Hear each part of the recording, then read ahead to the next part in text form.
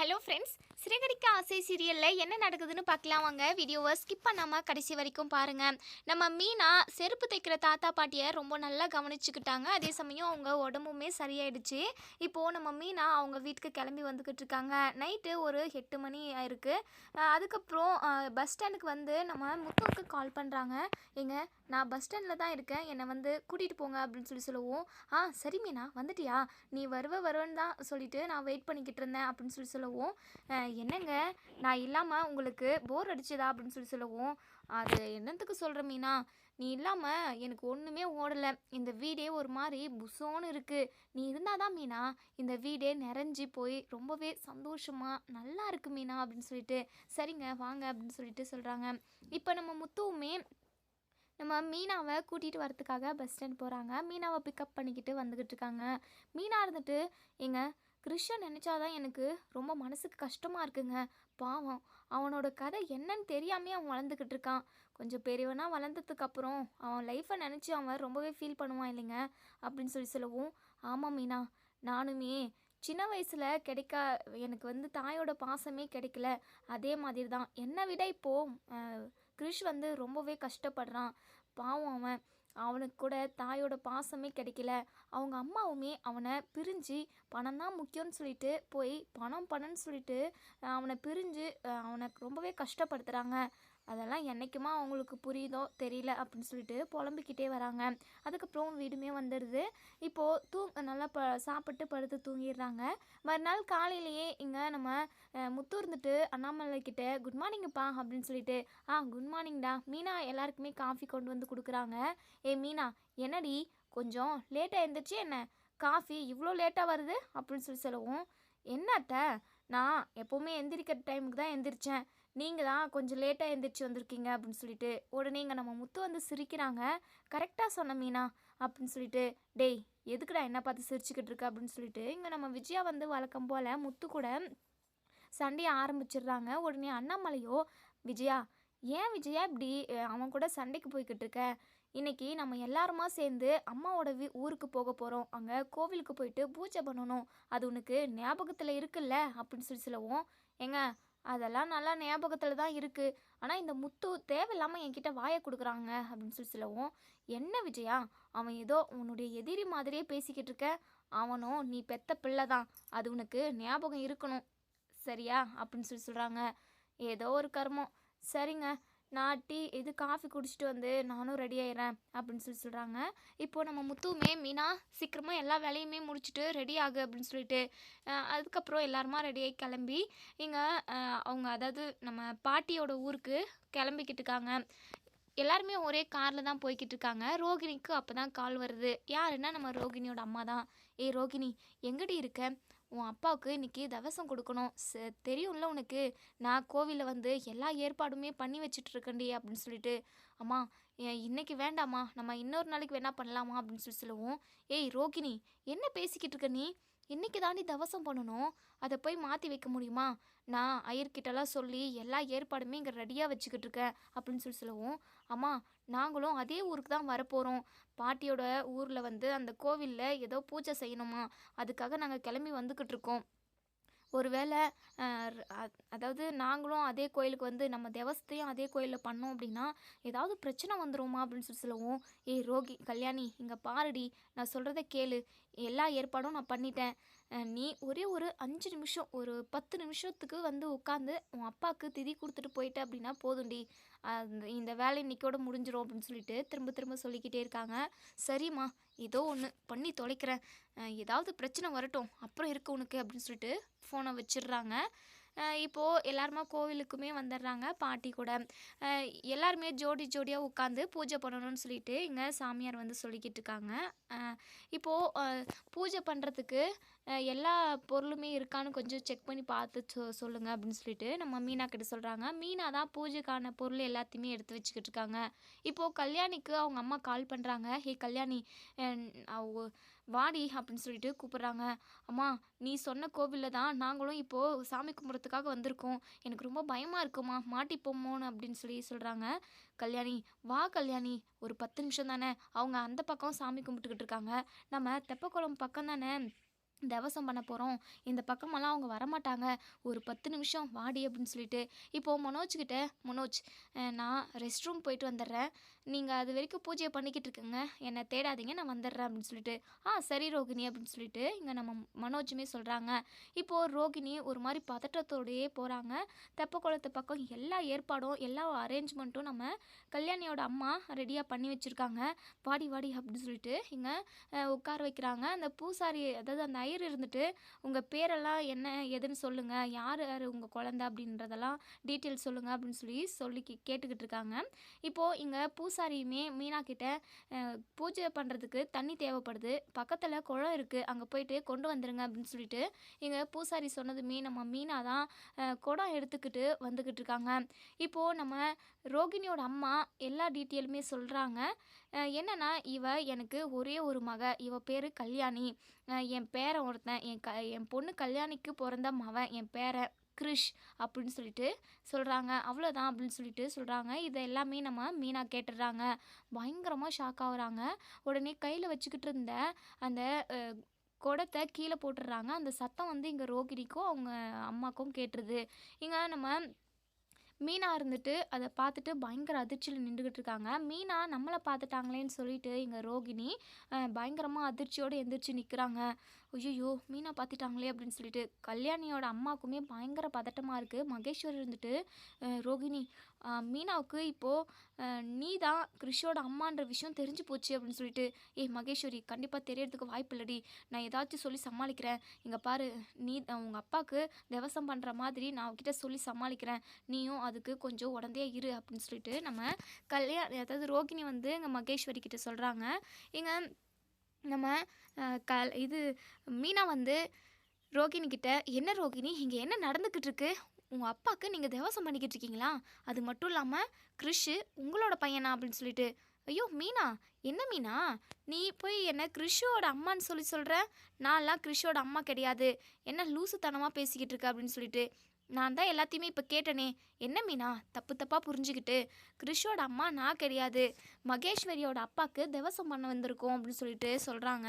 நம்ம மீனாவுக்கு பயங்கரமாக கோவம் வந்துடுது. பல்லார்னு ஒரு அறை விடுறாங்க, அப்படியே சுற்றி வளைச்சி அப்படியே ஒரு மாதிரி மயக்கம் போட்டே கீழே விழுந்துடுறாங்க இங்கே. அப்புறம் அதாவது எந்திரிச்சு பார்க்குறாங்க நம்ம ரோகிணி. என்ன இவ இப்படி அடிக்கிறா, மீனா என்னடி ஓவராக தான் பண்ணிக்கிட்டு இருக்க, ஏமலே கை வச்சிட்டியா, இந்த விஷயம் மட்டும் ஆன்ட்டிக்கு தெரிஞ்சுது அப்படின்னா உன்னை வீட்டிலே சேர்க்க மாட்டாங்க, உன் அம்மா வீட்டுக்கு அடித்து துரத்திடுவாங்கடி அப்படின்னு சொல்லிட்டு ரோகிணி வந்து இங்கே மீனாவை சொல்லவும், மீனா இருந்துட்டு, ஓ ஆன்ட்டிக்கு தெரிஞ்சா என்னை வீட்டை விட்டே வெளியே அனுப்பிடுவாங்களோ, உன்னை பற்றின விஷயம் தெரிஞ்சாதான் உன்னை கழுத்தை பிடிச்சி வீட்டை விட்டு வெளியே தள்ளுவாங்க, இது தெரியும்ல உனக்கு, எவ்வளோ பெரிய பொய்யை சொல்லியிருக்க நீ, உனக்கு ஏற்கனவே கல்யாணம் நடந்திருக்கு, அதுவும் கிறிஷு தான் உன்னுடைய குழந்தை, கிறிஷை தவிக்க விட்டுட்டு இன்னொரு வாழ்க்கையை தேடி அலைஞ்சிக்கிட்டு போயிருக்க, சி அசிங்கமாக இல்லை, பெத்த குழந்தைய விட உனக்கு இன்னொரு வாழ்க்கை தான் தேவைப்படுதா, தாயோட பாசம் கிடைக்காம கிறிஷு எவ்வளோ நாளாக கஷ்டப்பட்டுக்கிட்டு இருக்கான், அவனை பார்த்தா கூட உனக்கு மனசு இறங்கவே இல்லையா, சி உன்னெல்லாம் பார்க்கவே எனக்கு அருவெருப்பாக இருக்குது, நான் இந்த விஷயத்த இப்போவே வீட்டில் உள்ள எல்லார்கிட்டையும் சொல்ல போகிறேன் அப்படின்னு சொல்லிட்டு இங்கே ரோகிணி இருந்துட்டு, மீனா வேண்டாம், என் வாழ்க்கையை கெடுத்து விட்டுறணும்னு நினைக்காத, மனோஜ் கூட ஒன்று சேர்ந்து வாழணுன்றது என்னுடைய கனவு, என்னுடைய லட்சியம், என் ஆசை எல்லாமே என் மனோஜ் மட்டும்தான், மனோஜ் கூட நான் இருக்கணும், தேவையில்லாமல் என் விஷயத்தில் மூக்க நுழைக்காத நீ அப்படின்னு சொல்லவும், என்னடி ஓவராக பேசிக்கிட்டு இருக்க, தப்பு பண்ணிவிட்டு இவ்வளோ தைரியமாக பேசுகிறியா, ஏதோ அப்படியே பணக்கார வீட்டு பொண்ணுன்னு சொல்லிட்டு 1000 பொய்யை சொல்லி வீட்டில் உள்ள எல்லாரையும் ஏமாற்றிக்கிட்டு இருந்தீங்க, நீ பெரிய பணக்காரி இல்லைன்னு தெரிஞ்சதுமே அத்தை உங்கள் மேலே எவ்வளோ கோவப்பட்டாங்க, சரி போனால் போயிட்டு போகுது அப்படின்னு சொல்லிட்டு உங்களை மன்னிச்சு விட்டாங்க, அதுக்கப்புறமும் மாமா உங்ககிட்ட கேட்டாங்களே இது மட்டும்தான் பொய்யா இல்லை இன்னும் ஏதாவது இருக்கா, இருந்தால் சொல்லிடணும் அப்படின்னு சொல்லிட்டு சாமி முன்னாடி கற்பூரம் ஏற்றி சத்தியம் கூட வாங்கினாங்களே, நீங்களும் சத்தியம் பண்ணி வேறு பொய் நான் எதுவுமே சொல்லலை அப்படின்னு சொல்லிட்டு சொன்னீங்களே, உங்களை மாதிரி ஒரு பொய்யை பிடிச்சவங்கள நான் இந்த உலகத்தில் பார்த்ததே கிடையாது, பா பொய்யிலே அப்படியே உருவெடுத்து செஞ்ச மாதிரி இருக்கீங்க அப்படின்னு சொல்லிட்டு நம்ம மீனா வந்து சொல்கிறாங்க. உடனே ரோகிணிக்கு பயங்கரமாக கோவம் வருது, மீனா தேவையில்லாமல் என் வாழ்க்கை விஷயத்தில் தலையிடாத அப்படின்னு சொல்லிட்டு கோவப்படுறாங்க. உடனே கிறிஷோட பாட்டி இருந்துட்டு, மீனா உன்னை பற்றி எனக்கு நல்லாவே தெரியுமா, உன்னுடைய குணம் என்னன்னு எனக்கு தெரியும், என் பொண்ணோட வாழ்க்கை நான் அதாவது என் பொண்ணு வாழ்க்கையை நான் தப்பாக அமைச்சு கொடுத்துட்டேன். அவளுக்கு அந்த வாழ்க்கை சரியாக இல்லை. அவளா ஒரு வாழ்க்கையை தேடிக்கிட்டா. அந்த வாழ்க்கையை தக்க வச்சுக்கிறதுக்காக என் பொண்ணு போராடிக்கிட்டு இருக்கா. ரோகிணி ரொம்ப கெட்டவளாம் இல்லைம்மா.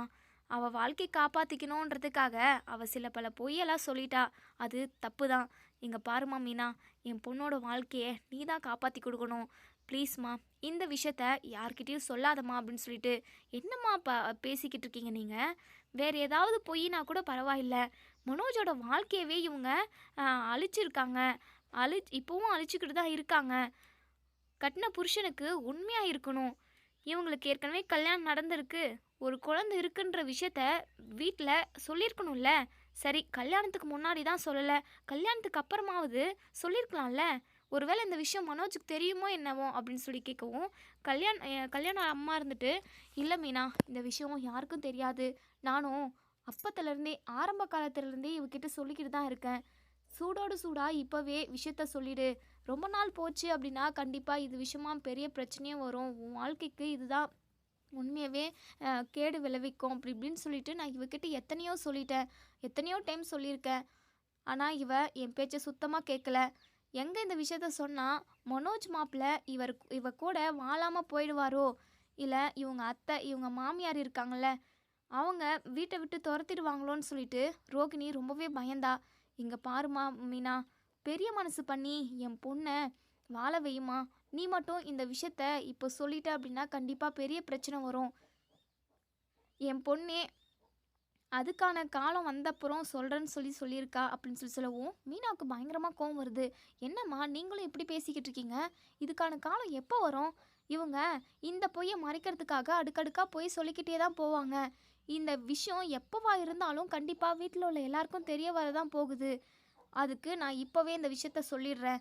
இது விஷயமா அத்தை என்ன முடிவெடுத்தாலும் எனக்கு ஒரு கவலையும் இல்லை. ஏன்னா இவங்க ஒருத்தரை இல்லை, ஒரு குடும்பத்தவே ஃபுல்லாக எல்லாரையுமே ஏமாற்றிக்கிட்டு இருக்காங்க. இது தப்புன்னு அவங்களுக்கு தான் தெரியல. நீங்களாவது சொல்லி அவங்களுக்கு புரிய வைக்கலாம்ல அப்படின்னு சொல்லிட்டு, இப்போது இங்கே ரோகிணி இருந்துட்டு, மீனா என்னடி ஓவராக தான் பேசிக்கிட்டு இருக்க, விட்டா பேசிகிட்டே போல. இங்கே பார், போயிட்டு உண்மையை சொல்கிறதா இருந்தால் சொல்லிக்கோ, அதை பற்றி எனக்கு கவலையே இல்லை, நான் பார்த்துக்கிறேன் எதுவாக இருந்தாலும் அப்படின்னு சொல்லிட்டு இங்கே ரோகிணி திமுறாக பேசவும், மீனா இருந்துட்டு, என்ன ரோகிணி இப்படி பேசுனா நான் விஷயத்தெல்லாம் சொல்லாமல் விட்டுருவேன்னு நினச்சிங்களா? கண்டிப்பாக இந்த விஷயத்த நான் யார்கிட்டையும் சொல்லாமல் விடவே மாட்டேன். ஏன்னா மற்ற விஷயம்னா பரவாயில்ல, இவ்வளோ பெரிய விஷயத்த மறைக்கிறது ரொம்ப ரொம்ப தப்பு. கண்டிப்பாக நான் இப்போவே தான் சொல்ல போகிறேன் அப்படின்னு சொல்லிட்டு மீனா ரொம்பவே கோவிலில் எல்லாருமே பூஜை பண்ணிக்கிட்டு இருக்காங்க. அப்போது நம்ம மீனா போய் நிற்கிறாங்க.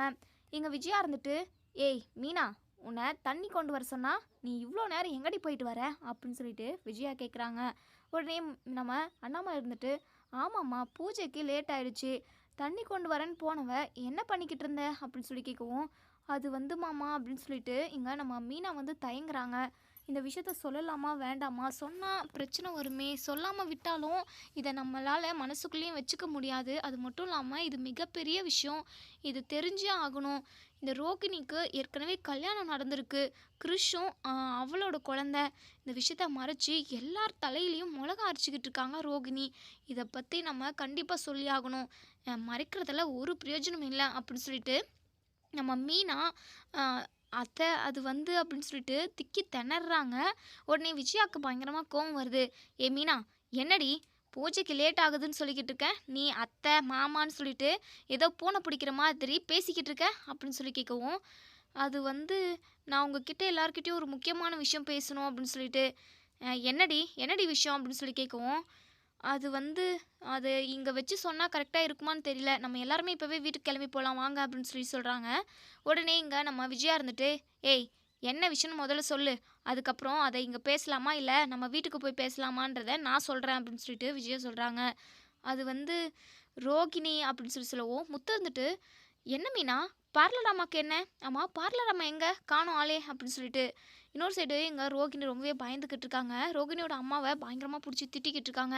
"எல்லாமே உன்னால தான். நான் இன்னைக்கு திவசம் பண்ண வேண்டான்னு சொன்னேன். ஆனா என் பேச்ச கேட்காம இன்னைக்கே பண்ணி ஆகணும்னு சொன்னேன். இப்போ என் மொத்த வாழ்க்கையும் டோட்டலா காலியாக போகுது. வாளா வெட்டியா வந்து நான் உன் வீட்ல உட்கார போறேன். அப்போ சந்தோஷப்படவில்ல? ஏற்கனவே என் வாழ்க்கைய டைம்ல கெடுத்து விட்டுட்ட. இப்போ இப்போவும் நானா அமைச்சுக்கிட்ட வாழ்க்கையுமே என்ன வாழ விடாம இப்படி அந்த வாழ்க்கைய கெடுத்து உன் வீட்டுக்கே கூட்டிட்டு வந்து உட்கார வைக்க போற. நான் வாளா வெட்டியா இருக்கிறத பார்த்து நீ சந்தோஷமா இரு" அப்படின்னு சொல்லிட்டு அவங்க அம்மாவை பார்த்து பயங்கரமா திட்டிக்கிட்டு இருக்காங்க. கிருஷுக்கு ஒண்ணுமே புரியல. சைலண்டா நின்று பார்த்துக்கிட்டு இருக்காங்க. இப்போ நம்ம விஜயா இருந்துட்டு, "ஏ மீனா, என்னன்னு சொல்லி தொலைடி" அப்படின்னு சொல்லி கேட்கவும், "அது வந்து அத்தை, ரோகிணிக்கு ஏற்கனவே கல்யாணம் நடந்துருச்சு" அப்படின்னு சொல்லி சொல்கிறாங்க. "என்னடி சொல்லிக்கிட்டு இருக்க, லூசா நீ?" அப்படின்ட்டு. "இல்லை அத்தை, நான் லூஸ் இல்லை. நம்ம எல்லாரும் தான் ரோகிணிக்கிட்ட லூஸாக இருந்திருக்கோம். நம்ம எல்லாருமே முட்டாளாக இருந்திருக்கோம் அத்தை" அப்படின்னு சொல்லி சொல்கிறாங்க. உடனே இங்கே நம்ம முத்து இருந்துட்டு, "மீனா, நீ மிகப்பெரிய விஷயத்த சொல்ல வரேன்னு நான் நினைக்கிறேன். பார்லர் அம்மா அப்படி என்ன தான் பண்ணுச்சு? ஏற்கனவே கல்யாணம்னா அது என்ன மனோஜ் கூடவா?" அப்படின்னு சொல்லி சொல்லவும், "இல்லைங்க, மனோஜ் கூட நடக்கிறதுக்கு முன்னாடியே ரோகிணிக்கு ஒரு கல்யாணம் நடந்திருக்கு. ரோகிணியோட குழந்தை தான் கிறிஷு" அப்படின்னு சொல்லி சொல்கிறாங்க. இதை கேட்டதுமே எல்லாருமே வாயடிச்சு போயிடுறாங்க. இதை நம்ம விஜயாவால் ஏற்றுக்கவே முடியல. உடனே மீனா கிட்ட வந்து பயங்கரமாக சத்தம் போடுறாங்க. "ஏய் மீனா, என்னடி, என்ன உனக்கு? கொஞ்ச நாளா ரோகிணி கூட நான் பேசாமல் இருந்தேன். இப்போது அவள் கூட பேசுகிறேன். அவளை நான் தலையில் தூக்கி கொண்டாடுறேன்னு சொல்லிட்டு தானே பொறாமையில் இப்படிலாம் பேசிக்கிட்டு இருக்க. இங்கே பார், தேவையில்லாமல் சும்மா பிரச்சனையை பண்ணிக்கிட்டு இருக்காத. நம்ம கோவிலில் சாமி கும்பிட வந்திருக்கோம். நீ எதுக்காக இப்படிலாம் பேசி எல்லாரோட மனசையும் கஷ்டப்படுத்திக்கிட்டு இருக்க? அது கூட உனக்கு வேற எந்த விஷயமும் கிடைக்கவே இல்லையா? அவளுக்கு ஏற்கனவே கல்யாணம் நடந்துருச்சுன்னு சொல்லிட்டு எதுக்காக இப்படி போய் பேசிக்கிட்டு இருக்க?" அப்படின்னு சொல்லிட்டு விஜயா பயங்கரமாக திட்டுறாங்க. உடனே நம்ம மீனா இருந்துட்டு, "ஐயோ அத்தை, நான் சொல்கிறது எல்லாமே உண்மைதான் அத்தை.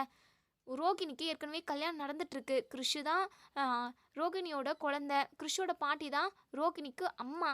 அது மட்டும் இல்லாமல் ஏங்க, நீங்கள் நேற்று 2 பேரை அதான் முருகனோட ரிலேஷன் ஒருத்தவங்க 2 பேர் இருந்தாங்கல்ல, அவங்களுமே குழந்தை இல்லைன்னு சொல்லிக்கிட்டு இருந்தாங்களே, அவங்களோட தம்பி பையன் தான் கிறிஷுன்னு சொல்லி சொன்னாங்கல்ல, அதெல்லாம் உண்மைதாங்க.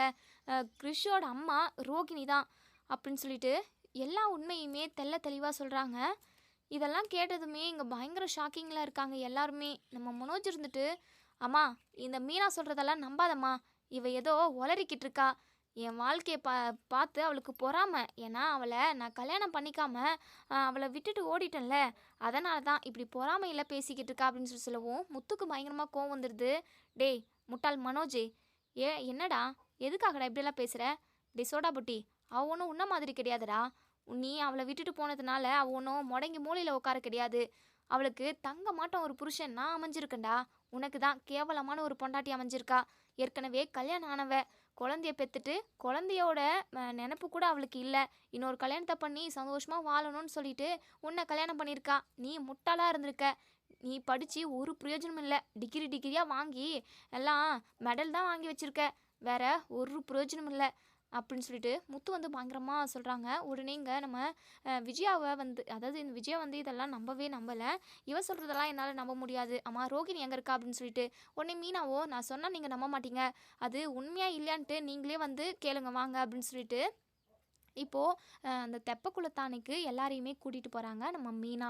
இப்போது நம்ம கிறிஷோட பாட்டி, நம்ம ரோகிணி, இவங்க எல்லாருமே அங்கே தான் நின்றுக்கிட்டு இருக்காங்க. ரோகிணிக்கிட்ட வந்து, "ரோகிணி, இவ என்னென்னமோ சொல்லிக்கிட்டு இருக்கா. அம்மா நீ எதுக்காக இங்கே வந்த? அம்மா இந்த கிறிஷோட பாட்டியெல்லாம் எதுக்காக இங்கே வந்திருக்காங்க? உனக்கு ஏற்கனவே கல்யாணம் நடந்துருச்சாமே, இந்த கிறிஷு தான் உன்னுடைய குழந்தையாமே. மீனா என்னென்னமோ சொல்லிக்கிட்டு இருக்கா. இதெல்லாம் உண்மையா?" அப்படின்னு சொல்லி கேட்கவும், உடனே நம்ம முத்து இருந்துட்டு, "அது எப்படிம்மா, அவகிட்டே கேட்டா அவ உண்மை நான் சொல்லுவா, பொய் தான் சொல்லுவா. ஏன்னா எக்கச்சக்கமான பொய்யை சொல்லி நம்ம எல்லாரையுமே ஏமாத்திருக்கா. இதுக்கு முன்னாடியே எவ்வளோ பொய் சொல்லியிருக்கா. நீ பெரிய பணக்கார வீட்டு பொண்ணு, 300-400 கோடிக்கு அதிபதி, அப்படி இப்படின்னு சொல்லிட்டு உங்களை ஏமாத்தி தானே உங்கள் கூடவே அவள் இருந்தா. ஏமாத்தி தானே மனோஜையே கல்யாணம் பண்ணா. அப்போது மீனா சொல்கிறது உண்மையாக தான் இருக்கும். அவளே கேட்டால் அவள் போய் சொல்லுவாளா உண்மையை?" அப்படின்னு சொல்லிட்டு இங்கே நம்ம முத்து சொல்கிறாங்க. உடனே இங்கே மனோஜ் இருந்துட்டு சைலண்ட்டாகவே இருக்காங்க. இதை நம்பணுமா நம்பக்கூடாதான்னு கூட தெரியல. விஜயாவுக்கு பயங்கரமாக கோவம் வருது. "ஏய் ரோகிணி, வாயை திறந்து பேசி தொலைடி" அப்படின்னு சொல்லிட்டு சத்தமாக சொல்கிறாங்க. அதுக்கப்புறம் இங்கே நம்ம ரோகிணியோட அம்மா இருந்துட்டு, "இதுக்கப்புறமும் இந்த விஷயத்த மறைச்சி ஒரு பிரயோஜனமும் இல்லை. நம்ம எல்லா விஷயத்தையுமே சொல்லிடுவோம். இதுக்கப்புறம் நடக்கிறது எல்லாமே அந்த கடவுள் கையில் தான். கடவுள் கண்டிப்பாக ரோகிணியோட வாழ்க்கையை காப்பாற்றி கொடுப்பாரு" அப்படிங்கிற ஒரு நம்பிக்கையில் இங்கே ரோகிணியோட அம்மா இங்கே விஜயா கிட்ட, இங்கே பாருங்கம்மா, மீனா சொன்னது எல்லாமே உண்மைதான். நான் தான் ரோகிணியோட அம்மா. கிருஷி தான் ரோகிணிக்கு குழந்தை. ஏற்கனவே அவளுக்கு கல்யாணம் நடந்துருச்சு அப்படின்னு சொல்கிறாங்க. இதை கேட்டதுமே இங்கே நம்ம விஜயா பயங்கரமாக ஷாக் ஆகுறாங்க. பயங்கர கோவம் வருது. என்ன இவ்வளோ சாதாரணமாக சொல்லிக்கிட்டு இருக்கீங்க? ரோகிணி, என்னடி என் பையனோட வாழ்க்கையை கெடுத்து விட்டுட்டல்ல? உனக்கெல்லாம் வேற ஆம்பளையே எவனும் கிடைக்கவே இல்லையா? ஏன் என் பையன் தான் முட்டாளா தெரிஞ்சானா உனக்கு? அப்படின்னு சொல்லிட்டு பயங்கரமாக கேள்வி கேட்குறாங்க. உடனே முத்து இருந்துட்டு, ஆமாம்மா, உன் பையன் தான் எல்லாத்துலேயும் ஏமாறுவான்ல. வீட்டில் உள்ளவங்களோட எல்லா பணத்தையும் ஆட்டிய போடுவான். ஆனால் அவங்ககிட்ட இருந்து ஒருத்தவங்க ஆட்டி போட்டுன்னு போயிடுவாங்க. அதே மாதிரி தான் எல்லாரையும் இவன் ஏமாற்றுவான். இப்போது இவனை ஒரு பொண்ணு ஏமாத்திருச்சு. இந்த பார்லரம்மா பெரிய பெரிய கேடியாக தான் இருக்காட்டுங்குது. எவ்வளோ பெரிய பொய்யை சொல்லியிருக்கு. இந்த மாதிரி பொய்யை சொல்கிறவங்கள நான் எங்கேயுமே பார்த்தது கிடையாது. படத்தில் கூட இந்த அளவுக்கு பொய் சொல்ல மாட்டாங்க. ஆனால் இந்த பார்லரம்மா பொய்யை உருவமாக அமைச்சு அதுக்கு கண்ணு மூக்கு காதுன்னு சொல்லிட்டு எல்லாமே வச்சுருக்கு. பார்லரம்மா வேற மாதிரி தான் அப்படின்னு சொல்லிட்டு பயங்கரமாக கோபமும் வருது நம்ம முத்துக்கு. மனோஜோட வாழ்க்கையை ஏமாற்றிட்டாங்க இல்லையா? என்னதான் இருந்தாலும் நம்ம முத்துக்கு மனோஜ் வந்து அண்ணன்.